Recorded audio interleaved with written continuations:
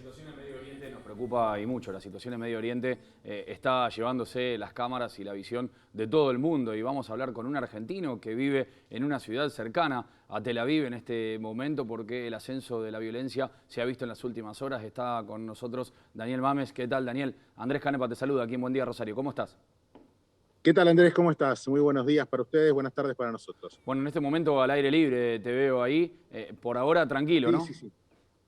Sí, esta zona no suele ser una atacada. De hecho, esta es la primera vez en muchísimos años en la que llegaron misiles a esta zona. No solía haber ningún tipo de ataques por este lado, lo sabíamos por el sur. La escalada de violencia incluyó ataques por prácticamente todo el país. De hecho, ayer incluso hubo ataques desde el norte, desde el Líbano, o sea, nada que ver, hacia las ciudades que están más al norte, que respecto de la Franja de Gaza, que digamos que sería una de las zonas de conflicto, está a 200 kilómetros, o sea, nada que ver. Ahora, ¿cómo es vivir Eh, con ese estado de alerta, Daniel? ¿Cómo es vivir con la expectativa de que suene una alarma y meterse en un búnker? Mira, cuando suena la alarma, uno la escucha, se tiene que meter directamente. Nosotros tenemos, por ejemplo, depende de la ciudad, depende de la cercanía de la zona de la que es lanzada. Las ciudades que están siendo más afectadas en este momento, por ejemplo, Ashkelon, Sderot, Ashdod, tienen 15 segundos. Vos contás 15 segundos e imagínate 15 segundos para dejar todo lo que estás haciendo y llegar a un refugio. Complicado, ¿no? Sí, desde ya. Algunos Bueno, dicen 15 segundos, 45 nosotros segundos, tenemos, 30 acá segundos, tenemos pero la es nada. facilidad de que tenemos 1 minuto y medio. Claro, Yo estoy acá a 70 kilómetros de esa zona. claro, O claro. sea, en el medio puede llegar a interceptarse. Ahora, ¿se Eh, practica esto? ¿Se analiza? ¿Se hacen algún tipo de trabajos previos para que todo el mundo esté preparado para esto? sí, incluso a los chicos en el colegio se les explica con bastante detalle cómo se hace simulacro de cómo hacer para llegar hasta los, eh, los refugios.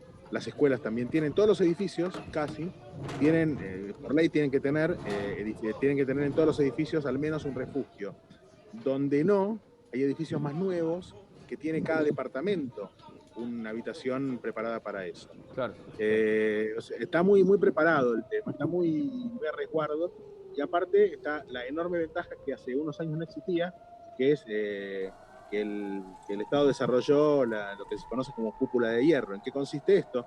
En que lanzan, digamos, antimisiles que lo que hacen es derribarlos en el aire, los destruyen en el aire.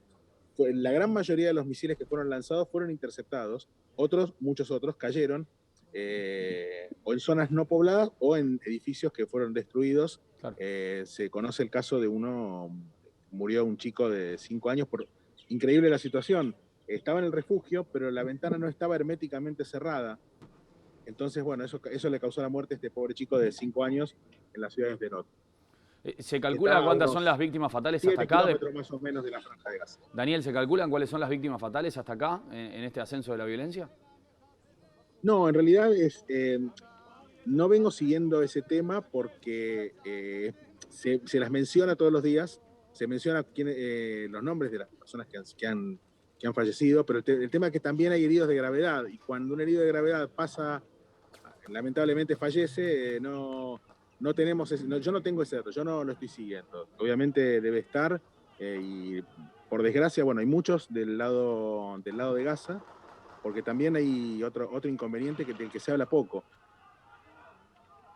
Hola, Daniel, ¿me escuchás? Muchos de los más de la mitad de los cohetes que lanzan caen dentro. Claro. Estamos perdiendo un poco la comunicación con Daniel, no sé si lo escuchan, pero bueno, estamos hablando con Daniel Mames, es argentino en Israel, está muy cerca de lo que es Tel Aviv, en la mitad del camino también con lo que es la Franja de Gaza, y es una situación realmente complicada. Daniel, ¿vos nos escuchás ahora? Sí, te escucho perfectamente. Se nos entrecortaba un Te poquitito, decía, sí. más de la mitad de los misiles que cayeron en algún lado, cayeron dentro de la misma Franja de Gaza. O sea, perdieron altura e hirieron o Bien, mataron bien, a gente de ellos mismos.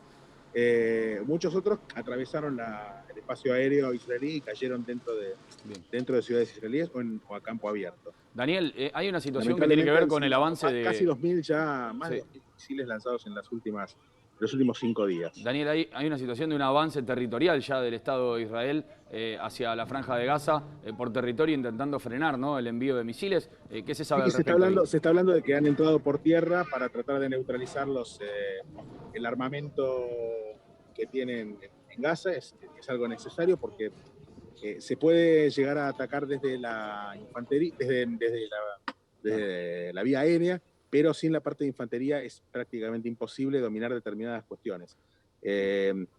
Dentro de Gaza no hay soldados israelíes desde el año 2005-2006, que hubo una retirada unilateral. Claro. Entonces, el ingreso ya de por sí es un cambio de situación. Claro. Y vamos Daniel, a ver cómo sigue todo esto. Te cierro con eso. Se dice que esta escalada de violencia no tiene registro desde el año 2005, ¿es así?